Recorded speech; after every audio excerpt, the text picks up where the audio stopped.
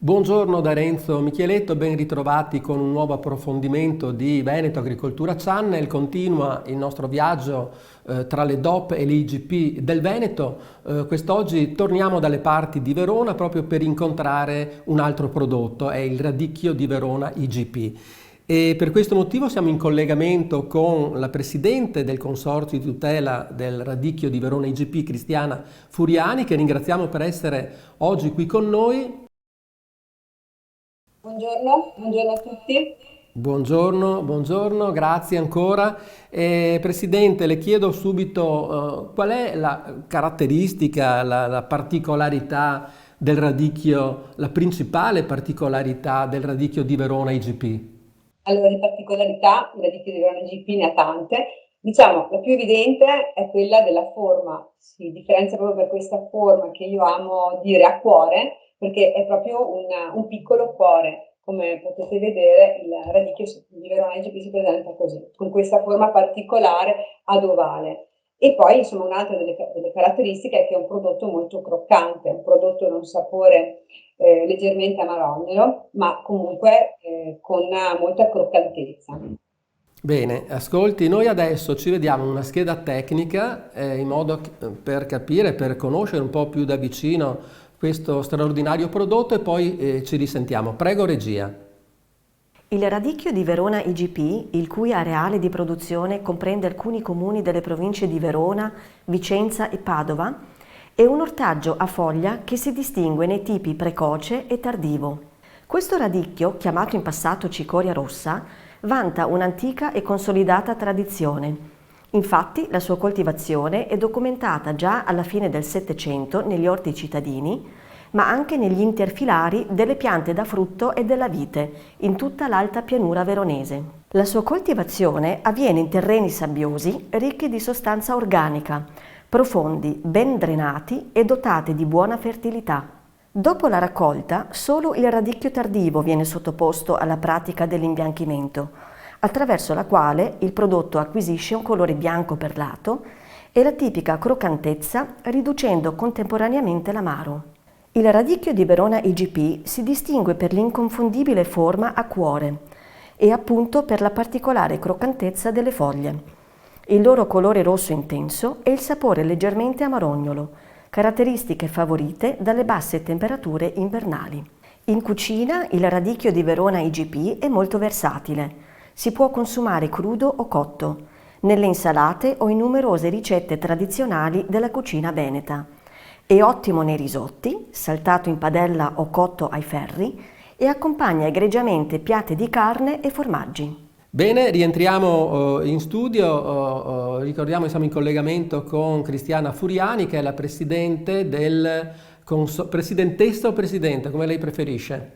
Va benissimo anche Presidente. È con il presidente del consorzio di tutela del radicchio di Verona IGP. Presidente, ma quanto radicchio si produce mediamente ogni anno? Ma allora, di radicchio di Verona IGP siamo arrivati a produrne circa 100 ettari.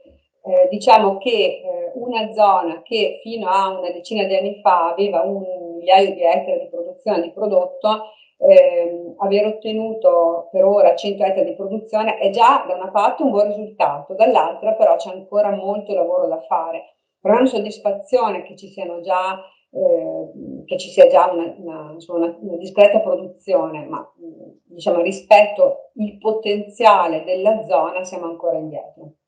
E questo come mai c'è stato un arretramento per quanto riguarda la superficie? No, allora, diciamo che un migliaio di ettari che erano presenti 10-15 anni fa circa, era prima che arrivasse l'IGP. Diciamo che il prodotto prima di inizio dell'iter di riconoscimento IGP era un prodotto tra i vari radicchi un po' meno riconosciuto e quindi il prodotto era un prodotto che soffriva di prezzo molto basso e anche di collocamento, di collocazione all'interno del mercato. Quindi molti produttori purtroppo hanno smesso di farlo. Diciamo che stanno continuando a fare questa produzione chi ha seguito l'iter di certificazione e fa radicchio di Verona IGP. Quindi l'IGP sta andando avanti, il semilungo sta arretrando. È per quello che dico che purtroppo la zona sta un pochino spegnendosi, perché chi non ha puntato su un IGP ha un prodotto in mano non riconoscibile dal consumatore, e questo sta facendo perdere ettari di produzione. Ecco, ho capito. E senta, e quindi su questi 100 ettari dedicati, mediamente quanto prodotto si viene fuori in quintali? Allora, da disciplinare abbiamo una produzione di 110 quintali a ettaro di prodotto idoneo. Il prodotto, diciamo, IGP, insomma, il prodotto idoneo alla vendita, l'IGP, quindi 130 per il precoce e 110 per il tardivo, di prodotto che si deve raccogliere per ettaro. Quindi, insomma, facendo il calcolo, Sì, sì, chiaro. cioè, ci sarebbe veramente sarebbe necessario averne molto di più di prodotto disponibile, perché sull'IGP c'è molto interesse, c'è molta richiesta. Adesso ci arriviamo. Volevo però prima chiederle come è andata con il precoce quest'anno e come sta andando con il tardivo, visto che siamo in pieno periodo di produzione. Allora, il radicchio precoce, allora, è un anno molto particolare. L'ortofrutta sta soffrendo tantissime situazioni, dall'aumento dei prezzi a una situazione che insomma al consumatore crea un attimo in questo momento, perplessità. Quindi l'ortofrutta in generale è in difficoltà, anche lo stesso clima non ci aiuta. Il radicchio di Verona, avendo un IGP, essendo un prodotto particolare, prodotto solo in una zona particolare, è quello che forse in qualche modo ci sta un po' salvando. Quindi non posso dire bene, perché è una situazione generale difficile, ma bene sul radicchio, perché riusciamo a difenderlo. Quindi ho buone speranze. Qui parliamo del precoce, che è un prodotto che dal 1° di ottobre al 15 di dicembre, quindi un periodo dove c'è anche stato molto caldo. Qualitativamente abbiamo avuto molti problemi, è stata fatta molta selezione in campagna, perché il prodotto con il caldo rischiava di restare un po' aperto, di non avere le caratteristiche da disciplinare. Ora con il tardivo, che sarà in raccolta dal 15 dicembre in poi, ho speranza di avere un prodotto veramente ottimo. Le gelate, l'escursione termica delle ultime 2-3 settimane ci stanno regalando un prodotto meraviglioso.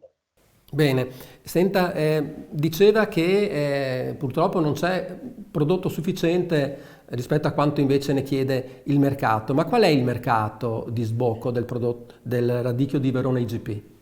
Allora, il mercato di sbocco sono soprattutto i supermercati. Il veicolo per arrivare al consumatore per ora per noi è la GDO. GDO, mercati ortofrutticoli, qualche grossista. Poi diciamo la GDO rimane comunque il veicolo principale.